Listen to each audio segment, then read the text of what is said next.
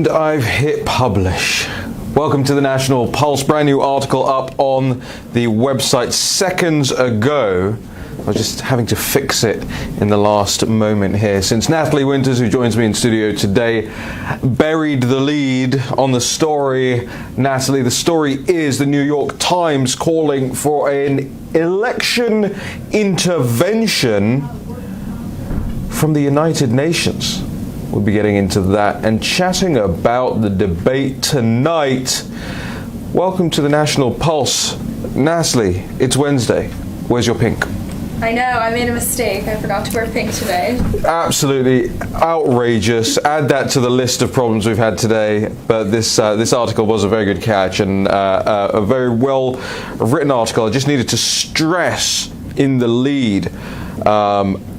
The New York Times is comparing the United States to Belarus and saying that Joe Biden needs to appeal to the world for help.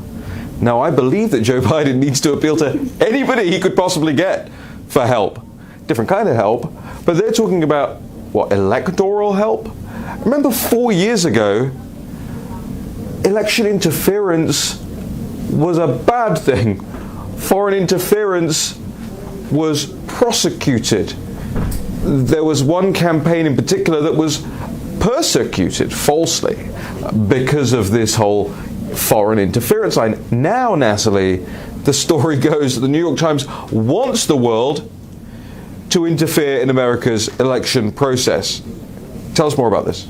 Peter Baynard, who is a contributing writer at the New York Times, he also is a contributor at The Atlantic, which we've covered extensively. They launder a lot of talking points for the Transition Integrity Project and other groups part of this effort to really delegitimize the election and ensure a Biden victory. And he's also a political commentator for CNN, so very much a mainstream guy. So what he's saying... Mainstream, yes. Yeah. Really is a tell for what kind of... Not mainstream America. No. Mainstream swamp DC thinking, right?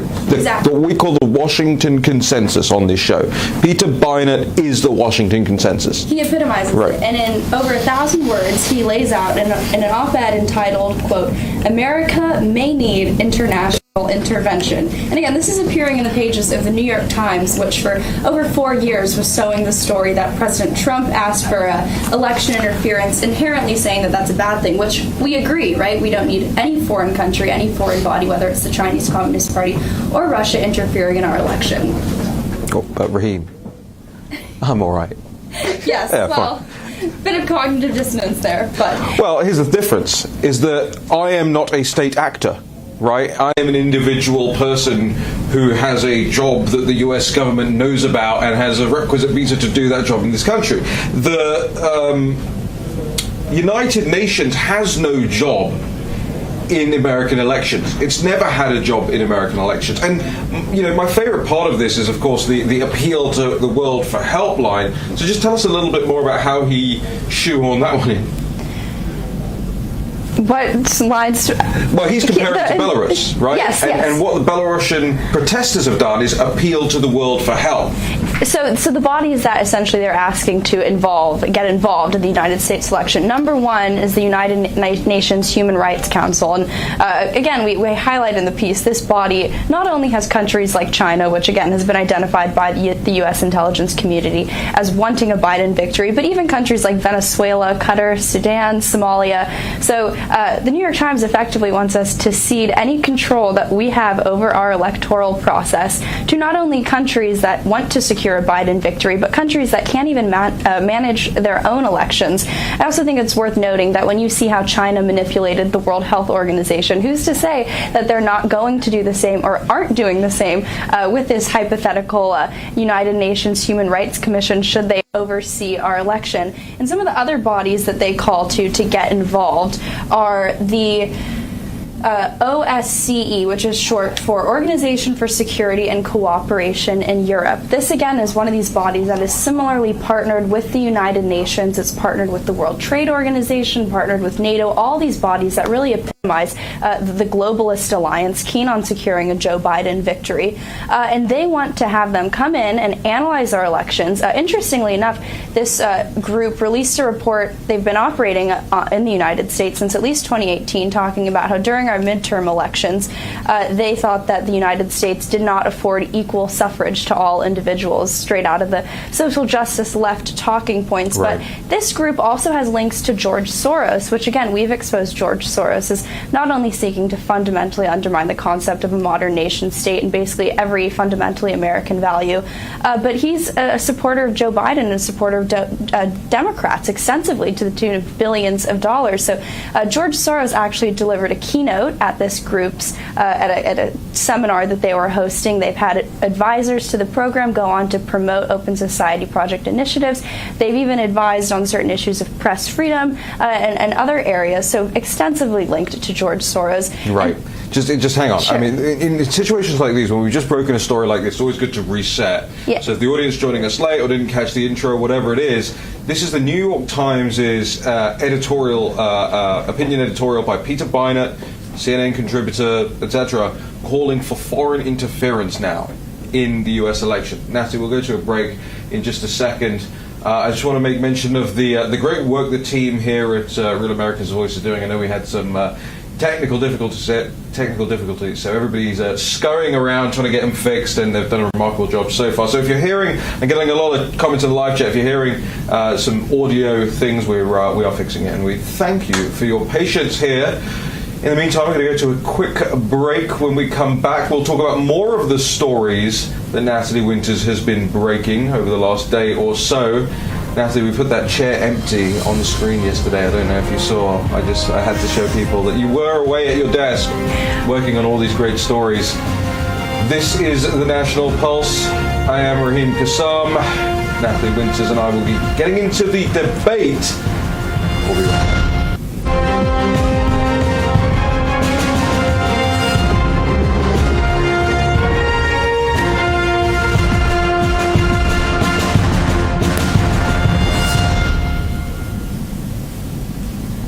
Welcome back to the National Pulse. The story breaking right now on thenationalpulse.com is about this group that the New York Times says they want interference from at the US election.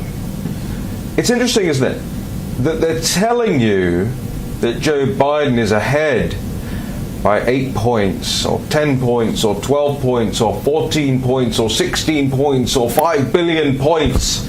I'm sure there's some poll worker somewhere who's going to come up with that next. But if he's ahead by so much, why do we need election interference from the outside world to monitor and check and make sure that everything's going so well? If they're going to win, why are they also saying, oh, but we do need the United Nations to come in and oversee this whole thing? I mean, the United Nations, Natalie, can't even oversee the organization of the United Nations. Remember the peacekeepers who were supposed to go to Africa and stop massacres happening? They just watched while slaughter was taking place. The United Nations has human rights abusers on its Human Rights Council. It's a disaster of an organization. And the New York Times wants to invite these people in to monitor America's elections. Firstly, it doesn't make sense from a logical perspective. Like, how would that work? Why would an American court defer to the UN in deciding who's won the election? And the second part of it is it doesn't make sense if Biden's ahead, unless he's not really ahead.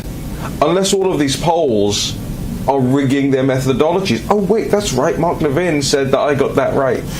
He said it was terrific. No, he said I was terrific, in fact. But these polls, I go through so many of them every single day, and I want to thank Mark Levin for that, by the way. Very, very appreciative for the kind words. It just doesn't make my head huge at all.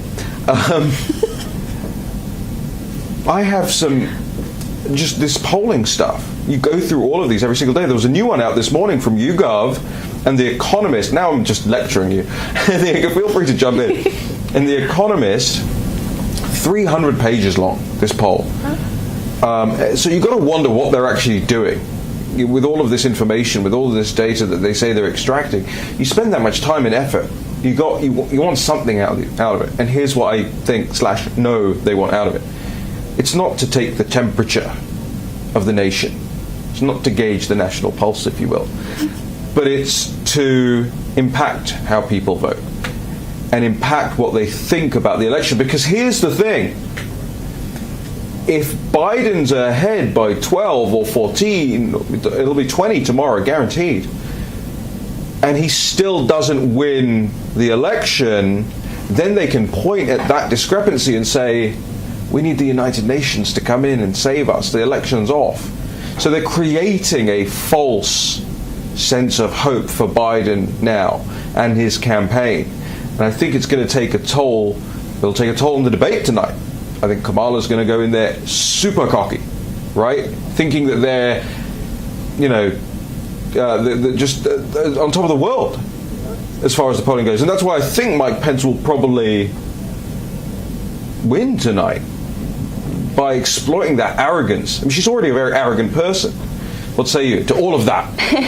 I think the concept of false hope is also interesting when you analyze these polls, because conversely, when you see all these polls coming out about how the Biden campaign is ahead by double digits, like you said, perhaps 20 points, it's always interesting how that impacts voter turnout. But I think that kind of the buried lead there is that Democrats would rather have polls coming out that allow them to maintain a facade of victory, that Joe Biden is the preferred candidate, and they'd rather kind of push to the side the ramifications that saying, oh no, we have it in the bag because Joe Biden is ahead by 20 points, the ramifications that has on voter turnout, because the facade of power, and considering that they control all the institutions, right, polls are an integral part of the election landscape, as integral as their control of the mainstream media, right. The conventions, this is really what they're basing their campaigns off of. So I definitely think that these polls are obviously politicized, as you've pointed out. And I definitely think that you are correct and that Kamala Harris will waltz into tonight's debate feeling very, very confident.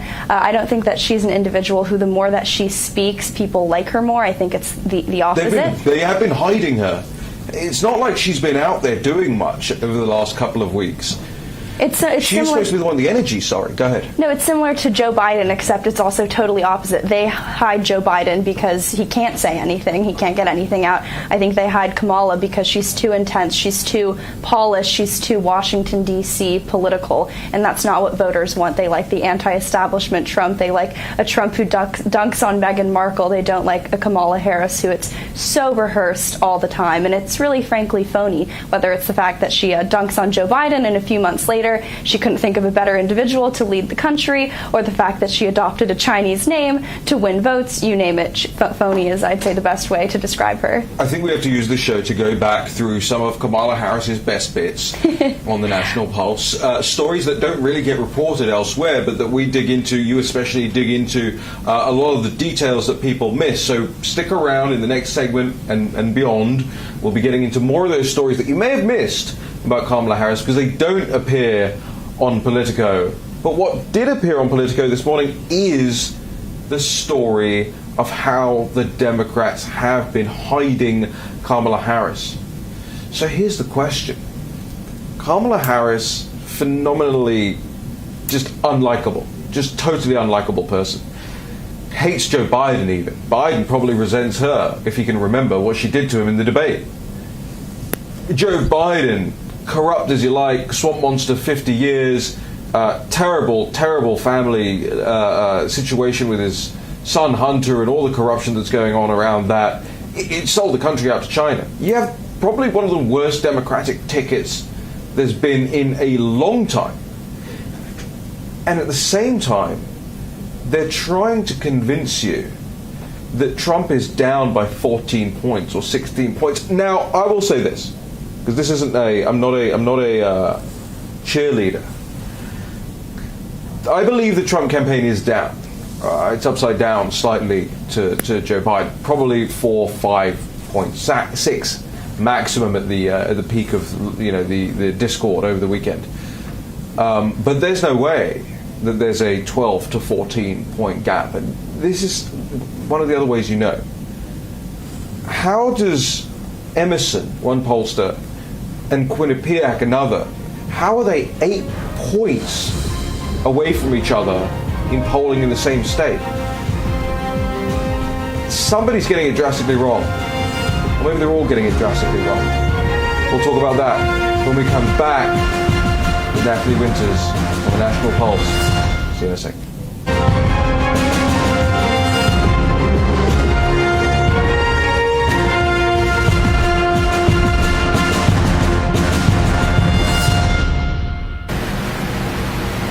Welcome back to the National Pulse here on Real America's Voice.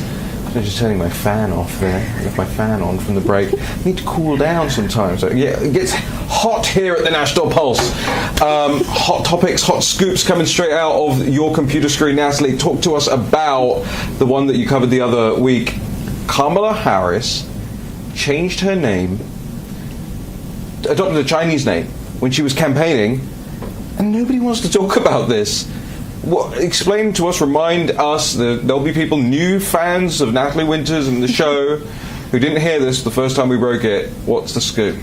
Yeah, no one wants to cover this except Chinese state media, and that was where I was first tipped off to this story, because Chinese state media across all their different websites would always refer to Kamala Harris, and they still do. They have pages and pages of articles about her, and they refer to her as Hey Jin Lee.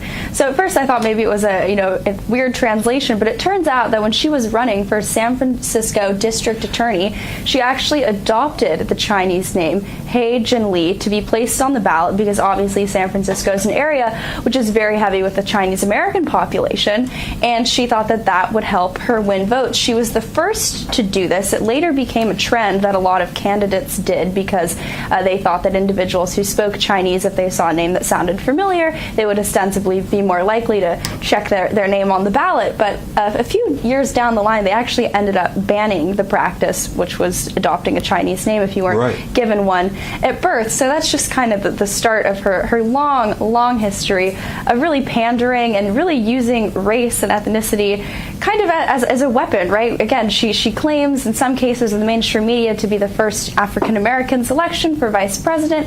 In reality, she's half Jamaican, half Indian, yet the media runs with it. She's never really had to answer for that. So I wonder how much this is going to come up tonight.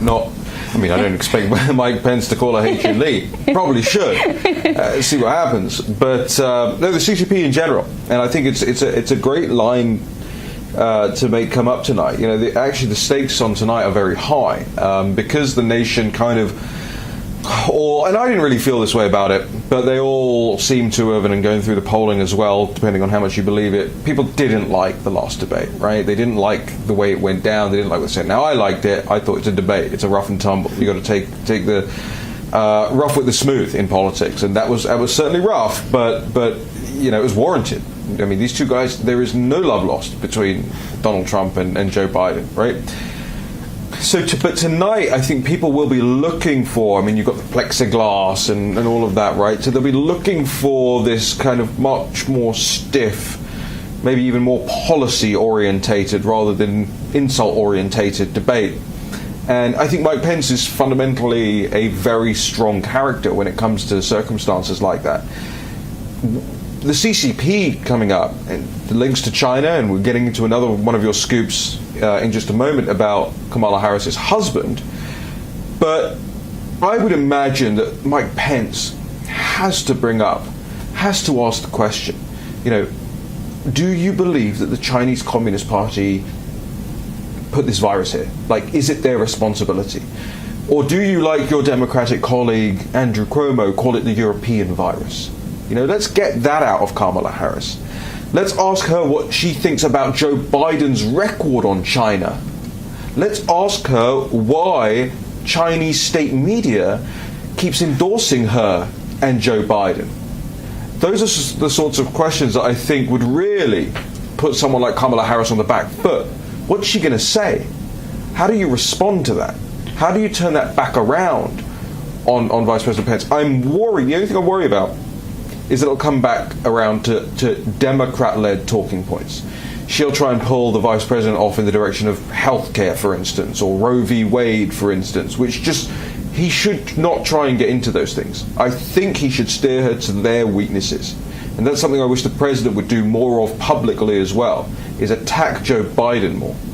I love talking about the Chinese Communist Party, and I think that if these debates were to cover that, whether it comes in the form of their trade deals, the way they've hurt our workers and our economy, or even most recently the coronavirus, I think that that would definitely be a strong suit for the Republicans. But I think that with Kamala Harris, I think Joe Biden's Achilles heel, in a sense, is China, is the corrupt business dealings, is the fact that he's a hardcore globalist, and all those three things kind of go together, right? They're one and the same. But I think that Kamala Harris's Achilles heel is more so that she represents the far left faction of the Democratic Party that so many... Does she? I mean, she'll be able to point back to, I was attorney and I was a very strict one, I was very tough on law and order, very tough on crime. The meme is, I'm just pretending to be her at this point, the meme is Kamala's a cop. That's what they were saying about her when she was first in the thing.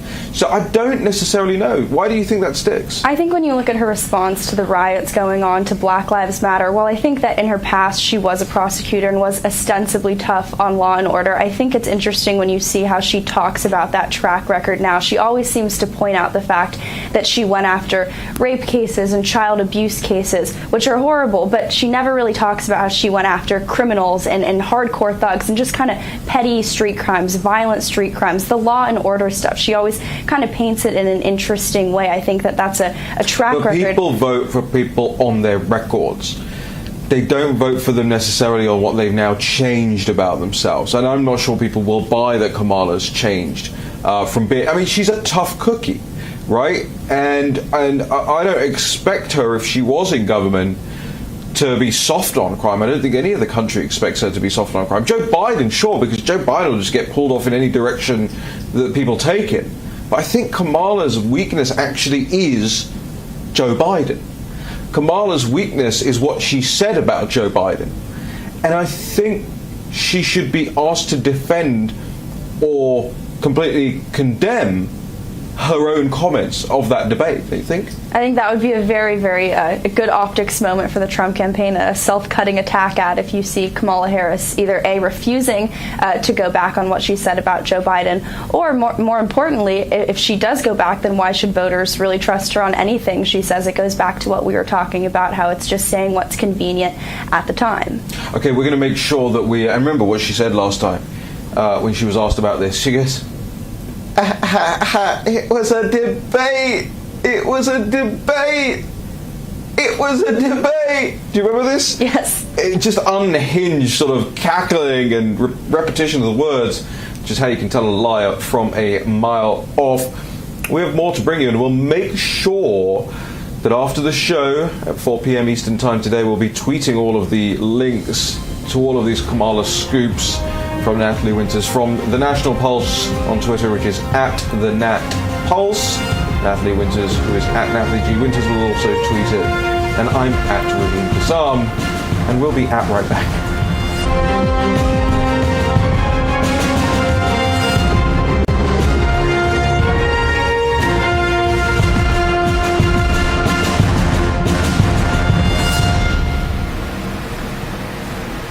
Welcome back to the National Pulse. I forgot my fan again. It gets very hot in here in the breaks. Welcome back to the show. Somebody's going to tell me off in the production team. We're talking about the debate tonight, and we'll be here tonight.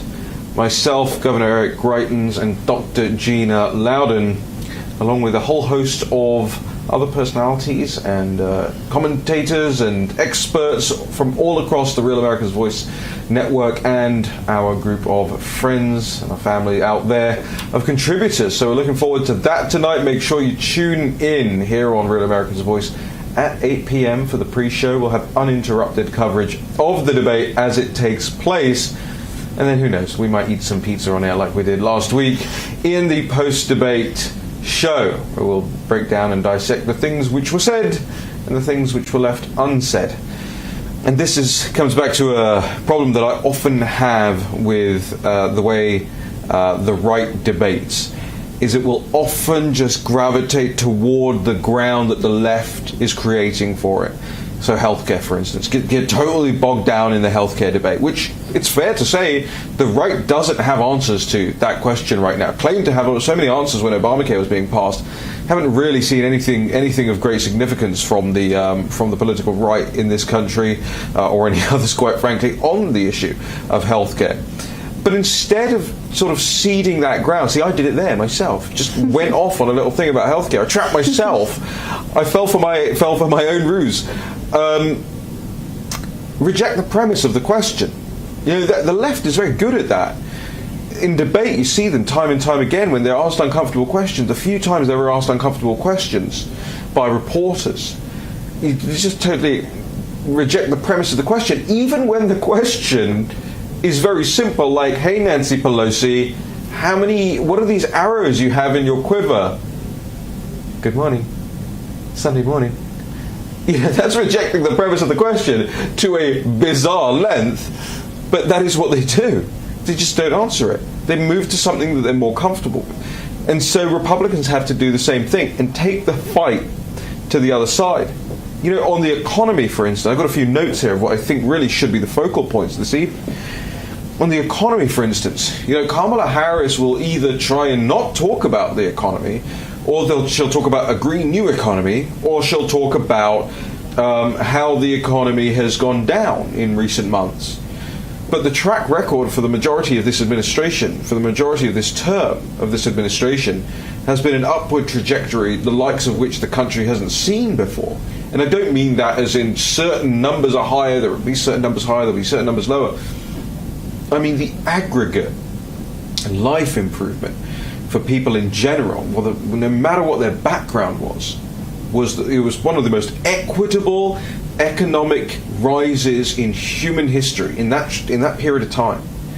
And I think those are almost the precise words that Mike Pence needs to get up there and say, and challenge Kamala on that. Now, I'm not an economist, and I'm not an economic expert by any stretch of the imagination.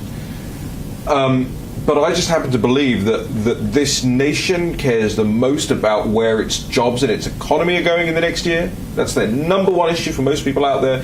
And it also happens to be the best issue for this president and the vice president. Exactly. The economy, exactly. The economy that was built by the likes of President Trump, his cabinet, and Vice President Pence really worked for the Americans that I think the Democratic Party purports to defend the most, right? Whether it was minorities, racially, ethnically, even women. But you saw record employment, record wage gains. And record unemployment. Yeah. But that's the point, isn't it? That's what Kamala's going to push back with. Yeah, you saw record employment. You also saw record unemployment. That's what she's going to be sassy like that tonight because it worked for her in the Democrat debates. Will that attitude work against the vice president? I don't know, because I think Vice President Pence has so much stature as such a polished individual that I think her sass, it might come off a little, not rude, but I don't necessarily know how it will fit the moment. Yeah, and also just it goes back to what we were talking about before, how I think most Americans don't really like Kamala Harris. I mean, not even the Democratic Party, right? She didn't win the nomination. She had a complete free fall in terms of her polling before she had to drop out of the race. And then for political points, if I was Pence, I think I would also bring up Hunter Biden and get Kamala Harris to comment on that, force the issue, right? That's why President Trump had to, allegedly interrupt so much and really reroute the direction of the debate, because Chris Wallace wasn't necessarily asking the kind of questions that not only the American people wanted to hear, but even from a campaign perspective, you'd want to hear. Yeah, well, fine, but who's the moderator tonight? Susan Page is the moderator, a mainstream establishment journalist. She's written biographies on Barbara Bush and has a forthcoming one on Nancy Pelosi. Called Madam Speaker. So, again, she totally comes from the swamp. She now, I believe, is at USA Today, has been on the likes of every mainstream media outlet, has contributed to the New York Times, a host of outlets. So she's definitely no Trump fan. Is she a Steve Scully that interned for Joe Biden and has said that he's, quote, on fire? Not necessarily, but she's definitely not of the Trump worldview. We've got about 2 minutes here, and I want to get into this thing about... And by the way, I've got no problems with lefties moderating these debates if they're lefties who write books like No One Left to Lie To by Christopher Hitchens, which is about Bill Clinton. But these are propagandists that they've got moderating these debates. And the so-called bipartisan commission, right? The bipartisan commission is stacked to the gunnels with never-Trumpers, even on the right. even on the Republican side, inside that bipartisan commission. They're the ones who put these things together. So the decks are clearly stacked here. Maybe we should get the United Nations in to look at the bipartisan debate commission. And the Transition Integrity Project while we're at it. Right. But in the minute we've got left, in the next segment we're going to talk about Kamala Harris's husband. Yes. But just to tease us quickly with it, where has he worked? DLA Piper, which is a huge multinational law firm, boasts a China practice with nearly 140 individuals on staff. Wow. All right. That's just a teaser for you. So stick around for the next segment. We'll be talking about Kamala Harris's husband's ties to the Chinese Communist Party. You're not seeing that as the lead story on the New York Times or on Politico. Not even asking questions. Nothing from Axios, nothing from CNN, nothing from any of these so-called news outlets. But we'll get to the bottom of it, because that's what we do here at the National Pulse. I want to say a great thank you to everybody who's signing up for the site. You can go to fundrealnews.com and support our work. The more members, the more scoops. The more scoops, maybe we'll get back to a normal journalistic environment in this country sometime soon. We'll be back in just a second.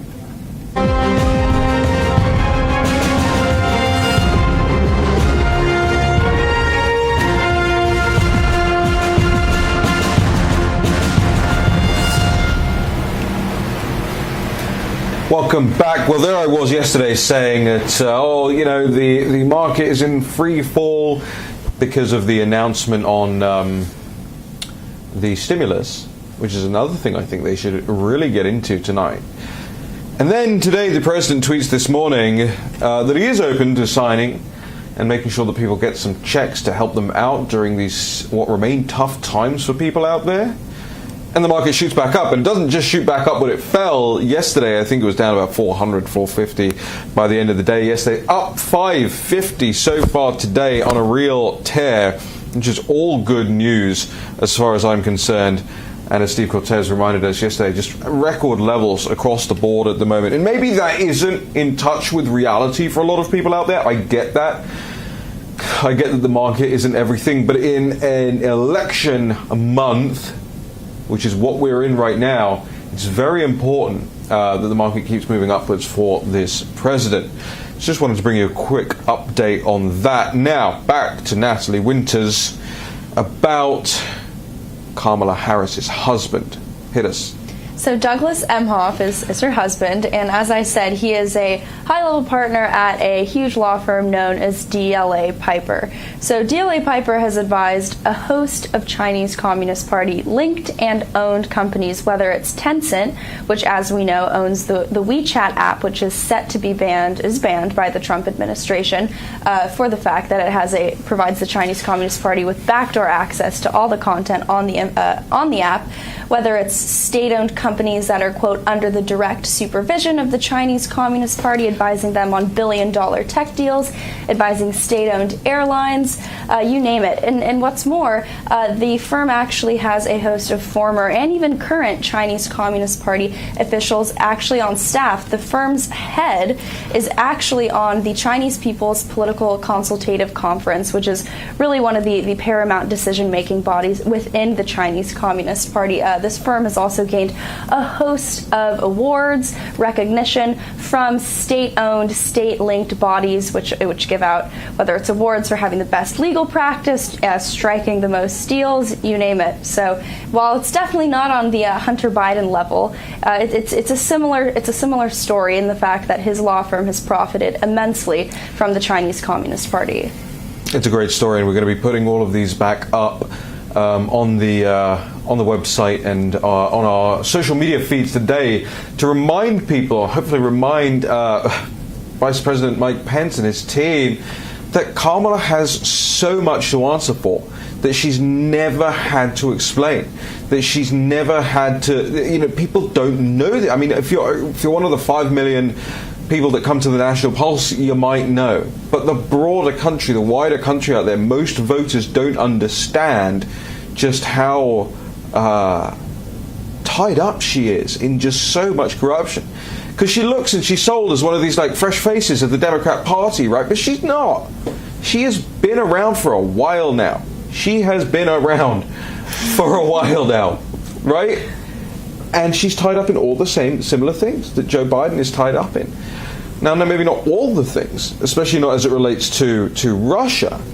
I mean, Joe Biden really, really high up there with all the stories that is coming out of Just the News and John Solomon's team and Paul Sperry and the Real Clear Investigations teams and the Federalists chasing down this Russia hoax.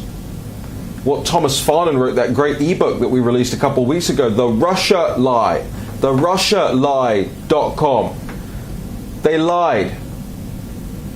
They lied about something that cost tens of millions of dollars to investigate. Took so much life and air and brains out of so many people in this country. Stopped an administration administrating. Stopped the governance of a nation, in fact, you know. Constantly the wheels were churning to lie to you about Russia. Over and over. They're doing it again this time. You got the national website for people who like VladimirPutin.com or whatever the latest phony interference mantra is. Remember, they're saying, oh, election interference, bad. But election interference, good. When it comes from one place, when it comes from another place, different things apparently. TheRussiaLie.com is the URL you want to go to. And you want to read through Thomas Farnan's book. I was not across the Russia issue.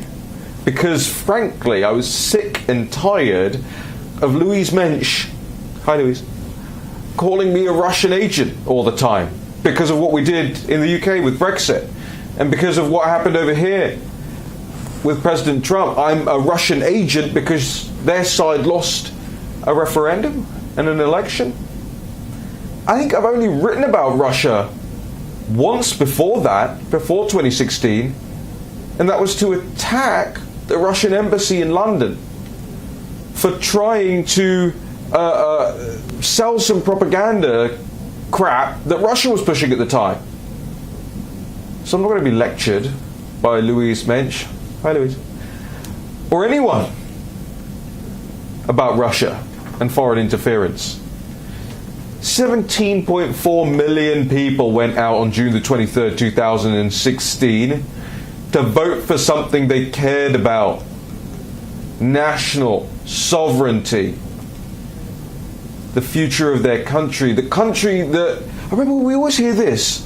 The older voters will always vote Conservative and vote for Brexit because older people are bigoted or whatever it is, right? That's the... No.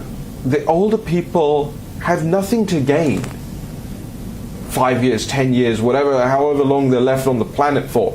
They're doing it for the next generation because they care. They're wiser. They're more experienced. They're more level-headed. It's not my opinion. You go through a lot of these crosstabs. I know a lot of you get very excited when I say crosstabs. It's my thing lately. But you go through a lot of these crosstabs and you can see the distinction, the difference in age groups and how people react to different things. Panic that people have, optimism, pessimism that people have. The older voters are always just a little bit more level-headed about things.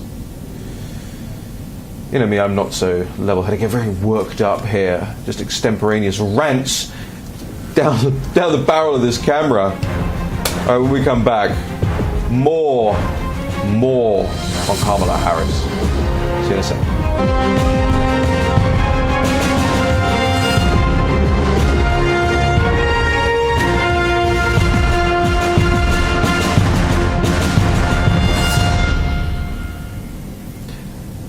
Welcome back to the National Pulse.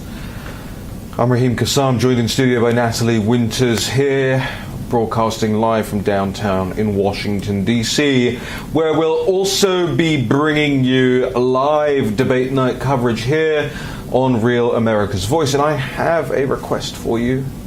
Since we get up every day and do this show as a service to you, I hope you're learning things.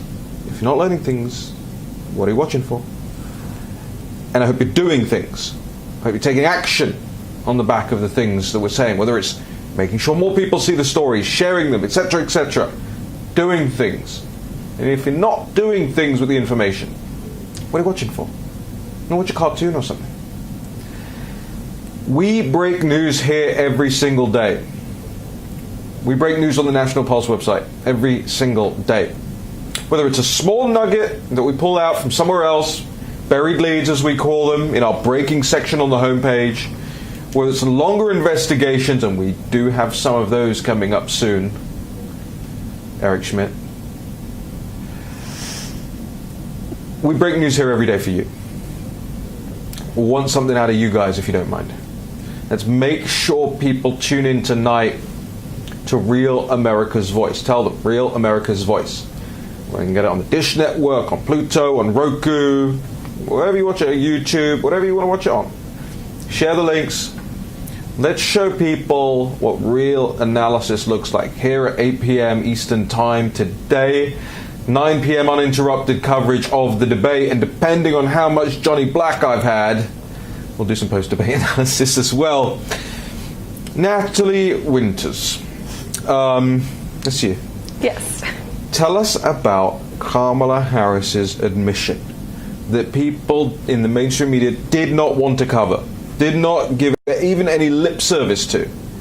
What did she say? She said, quote, "I am a radical." Okay. Talking about how her opponent had painted her as her Republican opponent when she was running in California as a radical on a host of issues, whether it was law and order, criminal justice, gender, you name it. And she leaned in. She adopted the term, and she was speaking at Google headquarters, and she told the entire Google crowd, which she also basically asked them to donate to her campaign and asked for their help on her campaign, speaking again to the close relationship between Democrats and big tech. But she said it, "I'm radical," and she gave on a rambling explanation about how she really embraced the word, and that was what she aligned her political philosophy with. She didn't necessarily explain what exactly radical meant to her, but in today's day and age, there's definitely a connotation that comes with that, and she agreed. Have you seen that anywhere else, by the way? Well, I was going to say, it's not that the mainstream media refuses to cover it. The clip had never been cut. The story had never been broken. The words had never appeared on the screen of any TV, of any news outlet until we broke the story. You would think that whether it would be opposition, even if it was during the Democratic primary, that some of the more mainstream Democratic candidates would have cut that. That's a great attack ad. Or even, honestly, the Trump campaign, you would have thought that they would have, gone through some of her old speeches and perhaps cut the clip as well. But yeah, but I thought. You would have thought. Kamala Harris is a bad dude. Runs a bunch of bad boys. Right? Remember that? Corn Pop. Corn Pop was a bad dude, ran a bunch of bad boys. But Kamala Harris is a bad dude, run a bunch of bad boys. And one of the bunch of bad boys that Kamala Harris used to run was this group that's linked to the Transition Integrity Project, right? I really want to hear Vice President Pence tonight bring that up. Give us more details. Sure. So Newco Strategies was hired briefly. It's unclear if they're still hired, but by the Transition Integrity Project, which, again, not to beat a dead horse, but it's this group that's linked to George Soros, the Chinese Communist Party, and whether it's a street fight or putting actors out on the street, they want to make sure a Joe Biden victory comes true. So they hired this consulting firm, and one of their founding directors and a partner is Emmy Ruiz, who not only was a senior advisor to Harris's failed presidential campaign, but she also spoke at the DNC. And this firm, on their Twitter account, their pinned tweet actually said that they, quote, worked with the Kamala Harris campaign. So again, not only is this the fact that we've seen the Transition Integrity Project funneling, tens of thousands of dollars to the Biden campaign, we've also seen former Obama alumni working and really comprising the main core of the group.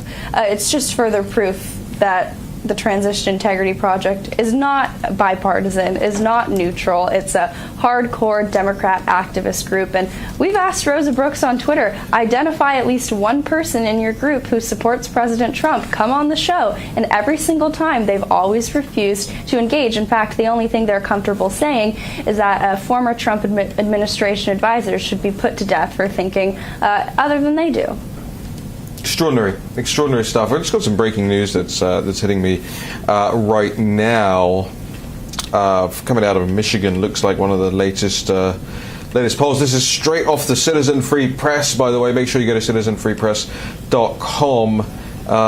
There's very good news for John James in Michigan, I believe. He's taken the lead in one of the latest polls up there. We'll be bringing you more details of that as we get details of it. But I was just checking because I love going through the details on so much of this stuff now. And I was looking at the weighting while you were speaking. I can do two things. I was looking at the regional participation in this poll, which is another really interesting data point that comes out of some of these things. And they're actually heavily more weighted towards Democrat-leaning areas, and John James still comes out on top in this poll. So he must be doing excellently up in Michigan. So there you go, you learned something. Now, what are we going to talk about in the next segment? Because you've got a bunch of stories, but there's this one that really took off yesterday. It's about Joe Biden. I will never, ever, after this whole election thing's done, I'd be so happy to never say the words Joe Biden again. But Joe Biden is on the record having praised the Chinese Communist Party's plan. Tease us before the break. He said, quote, "We also welcome and are really encouraged by the 12th five-year plan and the reordering of the economy toward a more consumer-based economy when speaking in China in 2011. Joe Biden. But here's this thing. I mean, why does it take Natalie Winters to go back and find these things out? Well, whatever. We'll take the traffic to the site. Make sure you're going to thenationalpulse.com.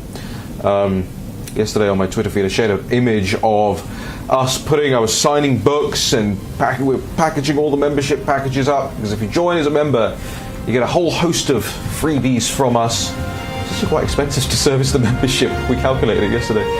Head on over to fundrealnews.com and help us out. We'll see you in a second.